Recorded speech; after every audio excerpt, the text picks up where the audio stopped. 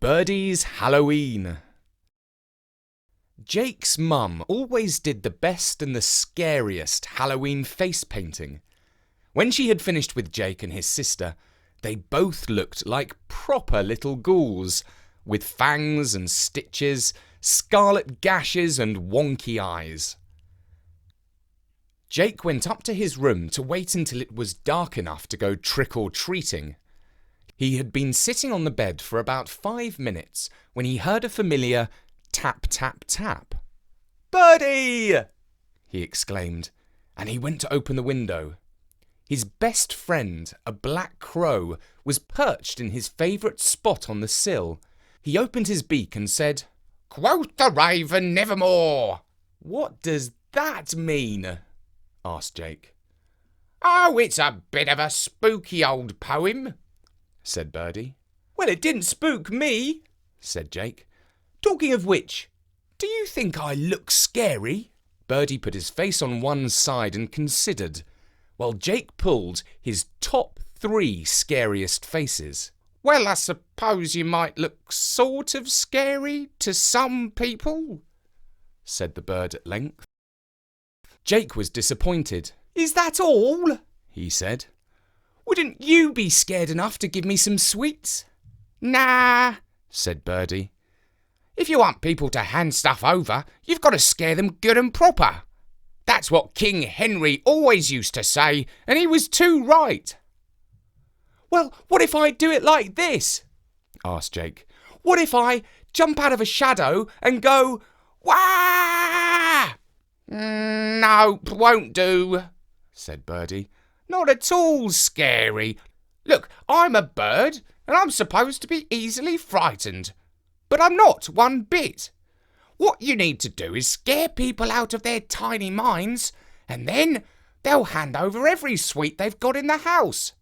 And if you say that isn't enough, they will run down to the shop and spend all their money until you say you were satisfied."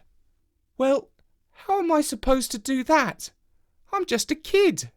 "You need help," concluded Birdy.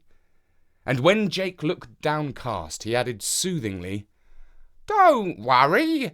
I'll help you put the frighteners on your neighbours because I'm your friend.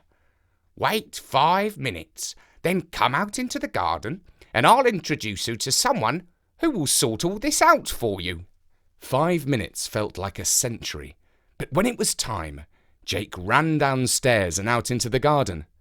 It was dark and he could not see much. "Birdy, are you there?" "I'm here and there's someone I'd like you to meet," said Birdy. "But don't scream or run off or anything because she isn't going to hurt you."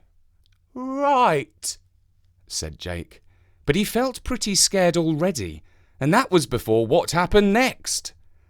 In front of his eyes, a sort of misty shape started to appear, and it gradually took the shape of a lady. Soon he could see that she was dressed in a long velvety gown, and that she wore lots of pearly strings, including around the edges of a cap. She had reddish hair and a slightly long face.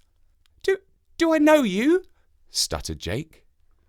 The lady did not reply, but Birdy said, "Jake, the correct thing to do now is to kneel on one knee before her royal ladyship, Queen Anne Boleyn." Jake did as he was told. He looked up and asked, "Are you for real?"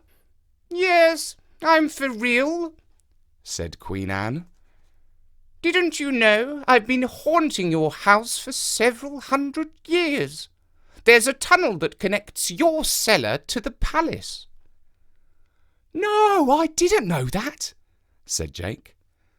"But, excuse me, your Royal Majesty, if you don't mind me saying so, even though you're a ghost, you don't seem very scary. I mean, you're a nice sort of ghost, aren't you?" "Well, I can be scary if I want to," said Anne. "How about this for a freaky trick?" And so saying, she held her head in her hands, lifted it off her shoulders, and placed it under her left arm. "Yes," agreed Jake. "That is properly scary." Scary enough to persuade people to hand over some sweets? Asked Birdy. Yes, that will do the trick, I should think. It was not much later when Mum called for Jake. A big crowd of kids and their parents were gathering, all dressed up as freaks, ghosts, vampires, ghouls and monsters, and all in a great state of noisy excitement. And that was before they had got sugared up. Anne Boleyn slipped in among them and did not look at all out of place.